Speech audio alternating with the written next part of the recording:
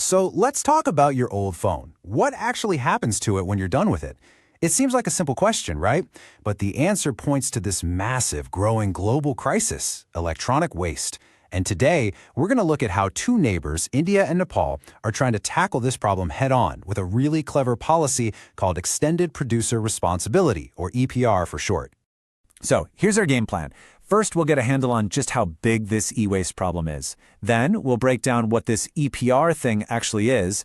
After that, we'll dive deep into how India has been handling it, see where Nepal is at right now, and then, connect the dots. We'll see how India's journey can really light the way for its neighbor. All right, first up, the e-waste problem. Look, we all love our gadgets, but our constant need for the latest and greatest has a serious hidden cost. As tech becomes more and more common, we're creating this literal mountain of discarded devices. And for a country like Nepal, this isn't just some far-off challenge. It's a rising tide that's threatening their environment right now. Seriously, think about it. Where does your old phone go? When you get a new one, the old one doesn't just vanish.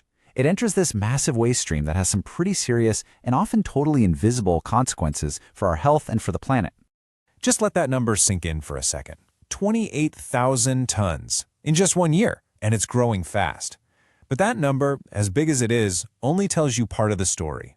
The really crucial thing to understand is that most of this e-waste gets handled by what we call the informal sector.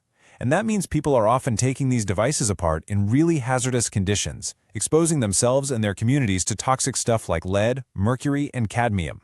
So, how on earth do you even begin to tackle a problem on that scale? Well, that brings us to our next section, and really the core idea of this whole explainer: Extended Producer Responsibility, EPR. And listen, this isn't just another boring regulation, it's a completely new way of thinking about waste itself. To put it really simply, EPR says that the company that made the product is now responsible for what happens to it at the end of its life. It literally shifts the burden of managing and paying for all that recycling away from local governments and, taxpayers like us, and puts it right back on the shoulders of the producers. And this is where the genius of the system really kicks in. It all starts by making producers responsible for the entire life cycle of their product. That then triggers this polluter pays principle, which basically means the cost of recycling gets baked right into the product's price from the start. And what's the end result? Well, it's a huge incentive for companies to design products that are smarter, more sustainable, and way less toxic from day one. Okay, so that's the theory. Now let's see how it actually works in the real world. We're going to turn to India, which has a pretty big head start on putting a formal EPR system in place. And that means there's a ton of lessons that its neighbors can learn from. India's 2016 rules were really strategic. Instead of just saying producers are responsible, they set very specific recycling targets that companies had to meet. They also made it easier to comply by creating a single online portal for all producers, importers, and brand owners, what they call PIBOs, to handle all their registration and reporting. And crucially, they rolled it out in phases, which kept the system from getting totally overwhelmed. They also knew none of it would work without a big push to make the public aware of what was going on. Now, look, no policy is perfect, right? And India has definitely had its share of challenges with enforcement. But the overall outcome, it's been undeniably positive. The framework has massively raised awareness about e-waste, and maybe more importantly, it's helped create the economic foundation for a formal, safer recycling industry to actually pop up and grow.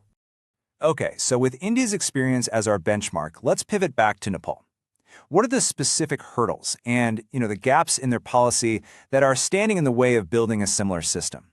This slide here really lays the problem bare. On one hand, Nepal has a Solid Waste Management Act from 2011. But the thing is, it's a really general law designed for, regular municipal trash. It completely fails to address the unique, toxic nature of e-waste. So what they really need is a dedicated policy built specifically for electronics. And the roadblocks here, they're pretty significant. The informal sector, as we mentioned, still runs the show when it comes to recycling. There's a real lack of formal facilities and collection points. The government agencies struggle with the capacity to enforce rules, and maybe most importantly, the average person just isn't aware of the risks or their role in solving the problem. Okay, so this is where it all comes together. How can the lessons that India learned on its journey provide a direct blueprint for Nepal to overcome these exact barriers? All right, the first major takeaway is this: you can't try to do everything at once. India's experience shows that a gradual, phased rollout is absolutely the most effective way to go. And this quote from the research really explains why. A phased approach gives a country like Nepal, which is basically building its waste management systems from the ground up, the breathing room it needs. It allows time for the right infrastructure to get built, for people to be trained, and it makes sure the whole system doesn't just collapse under its own weight. The second lesson is just as critical. The thousands of people who are already out there collecting and sorting waste, they're a vital part of the ecosystem. A successful EPR policy doesn't try to replace them. It finds ways to formally recognize them, train them, and bring them into a safer, more structured system. And the third lesson is all about working smarter, not harder. Instead of just trying to manage toxic waste at the end of a product's life, a really smart policy restricts hazardous materials. It's often called RoHS, for Restriction of Hazardous Substances, right at the design stage. This makes products safer from day one and makes the entire recycling process way less dangerous for everybody involved. All right, so if we put all these lessons together, we can now start to outline a clear, actionable roadmap for Nepal to build its own effective and sustainable e-waste management system. So here it is, a clear 5-step game plan. Step 1, you've got to draft and enact that specific e-waste law we talked about.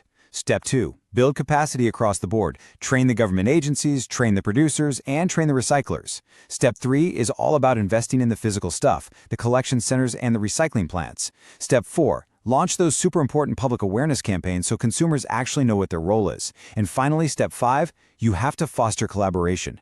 This whole thing only works if the government, industry, and civil society are all pulling in the same direction. And that leaves us with a really powerful final thought. E-waste is a massive challenge, no doubt about it. But does it have to be just a problem? As India's experience really suggests, with smart policy and collaboration, you can potentially transform this huge environmental threat into a genuine economic opportunity, building a new green industry that protects the planet while creating real value.